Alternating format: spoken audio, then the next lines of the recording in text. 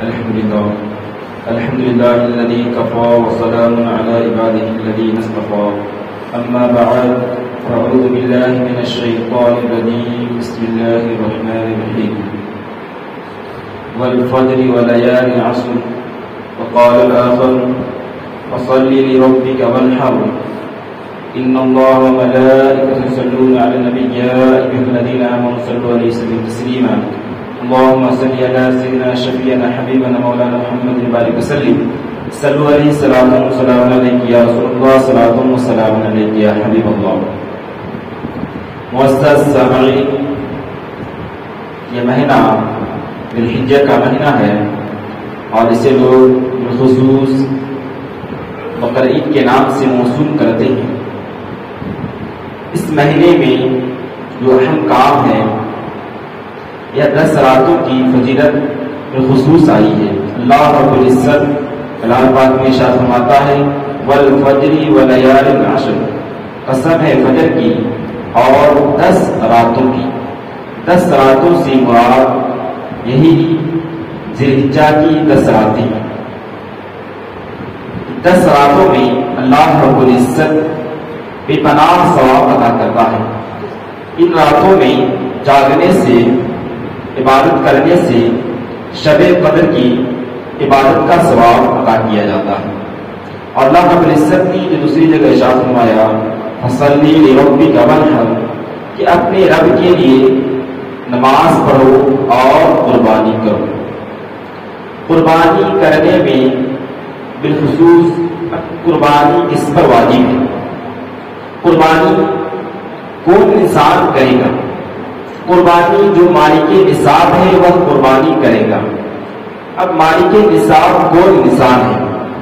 مالک نصاب وہ انسان ہے جس کے پاس 200 درہم ہے یا 7.5 تولہ سونا ہو یا 52 تولہ چاندی ہو.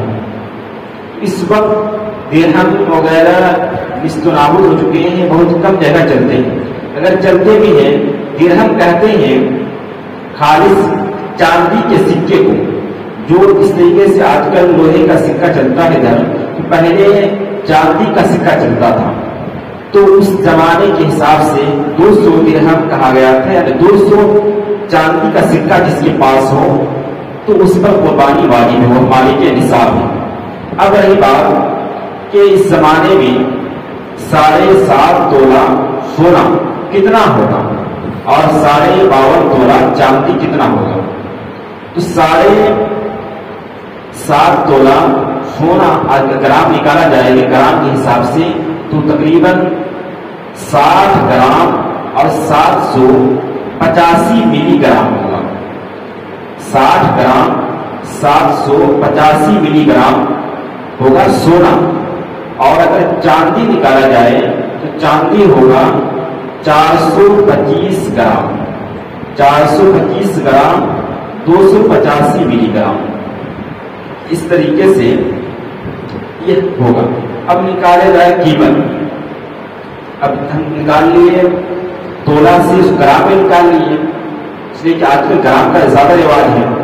اب گرام سے آج کل اگر نکالا جائے قیمت اس لیے کہ بہت سارے لوگوں کے پاس نہ سونا ہوتا ہے نہ چاندی ہوتا ہے.